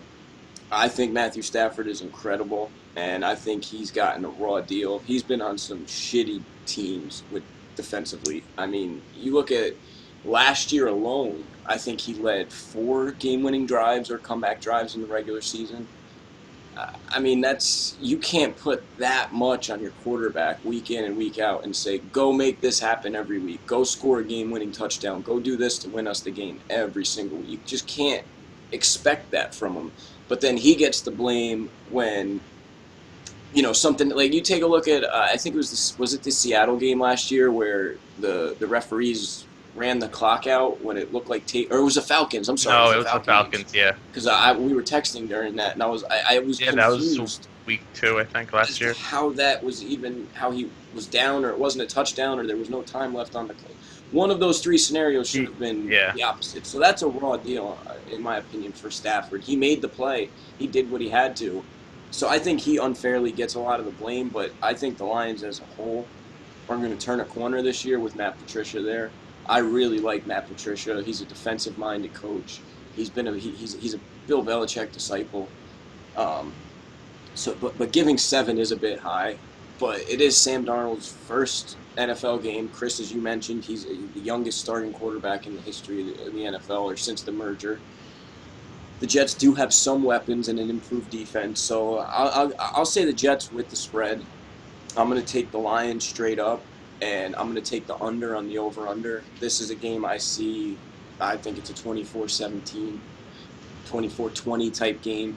So I do like the Jets with the spread, but I got to take Detroit straight up and go with the under. And the final game of the week, it might even be possibly my favorite game of the week. The Rams at the Raiders. Rams are giving 4.5 with an over-under of 48.5. The game is in Oakland. Kiss. Hey, Kiss. Chris, I'll kick it off to you first. So there's no secret between us that I am a huge fan of Derek Carr. I think before he got hurt, I think that he was absolutely destructive to secondaries. The guy is just amazing. Do I think Jordy Nelson lost a step? Absolutely. But we're still going to see him lining up with the likes of Amari Cooper. You can't. They're not going to be able to do anything to actually keep and contain Jordy Nelson because they're going to have to worry about the other bodies. You also have to worry about beast mode. I mean, in all reality, Marshawn Lynch may be a little older in terms of running back years, but the guy's still a monster. I mean, he's a giant human being. Then you flip over to the Rams. Oh, excuse me. Jared Goff. I mean, what can you say more about Jared Goff after last year? He's coming into his own.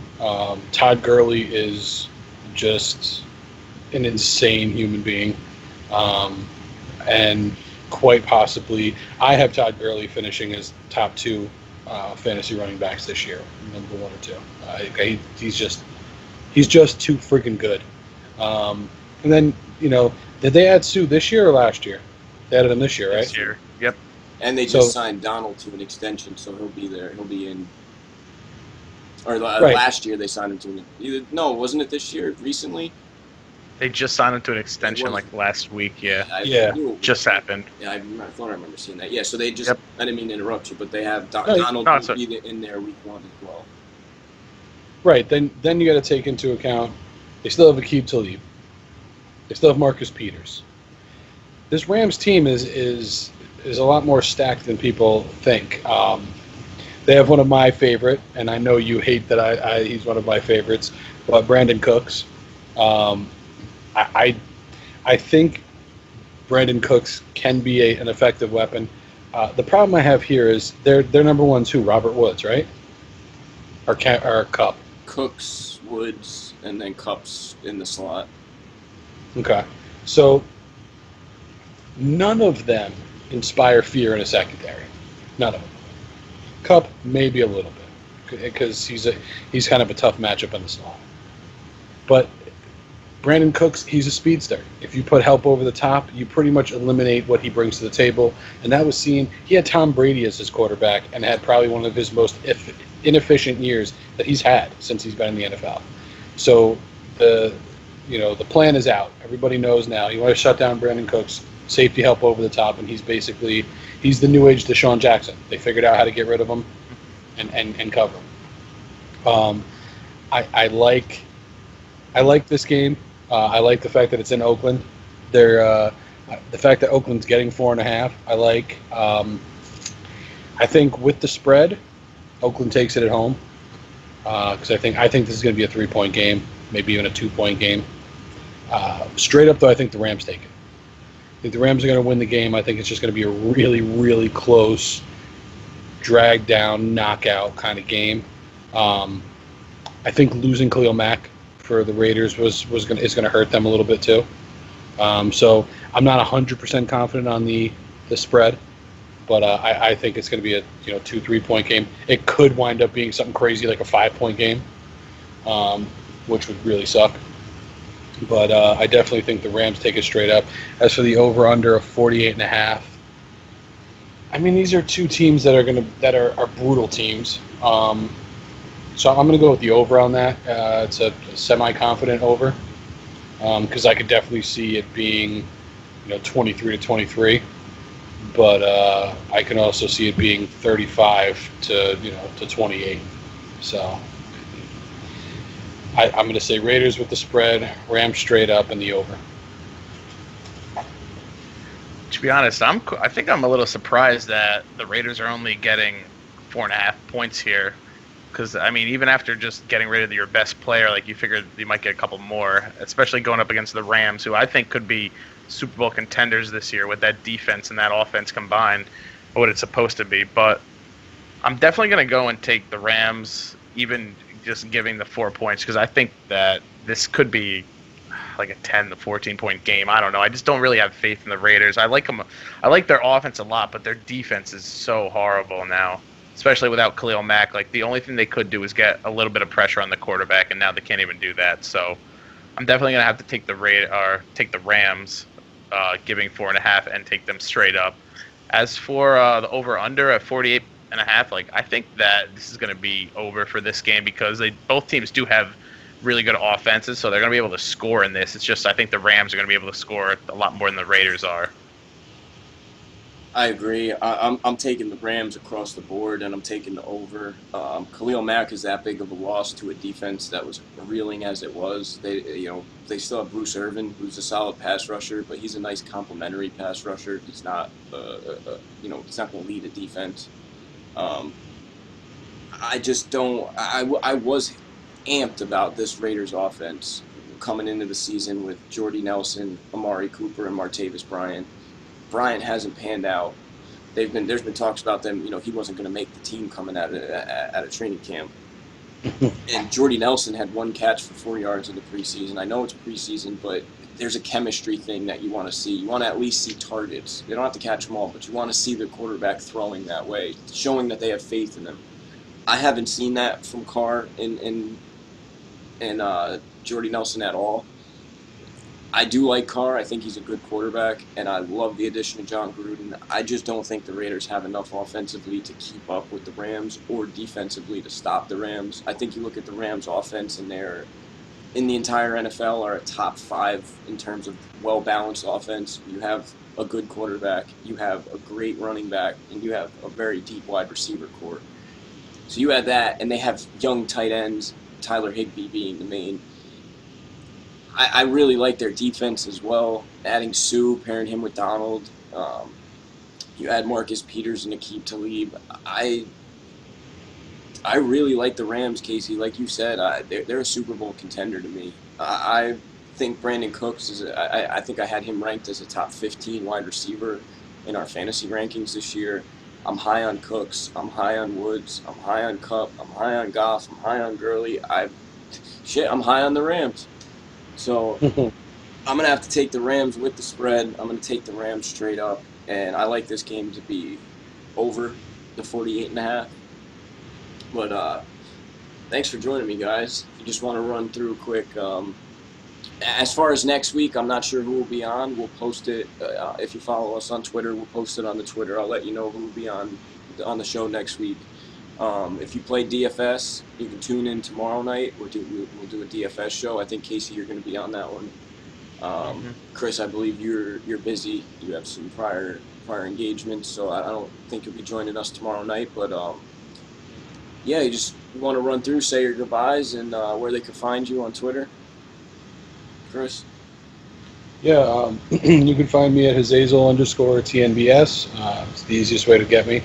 Let me know what you think of the picks. If you think any of my picks were crazy or totally off the wall, or if you agree or disagree, feel free to hit me up, throw that @ symbol on there, and let me know what you think.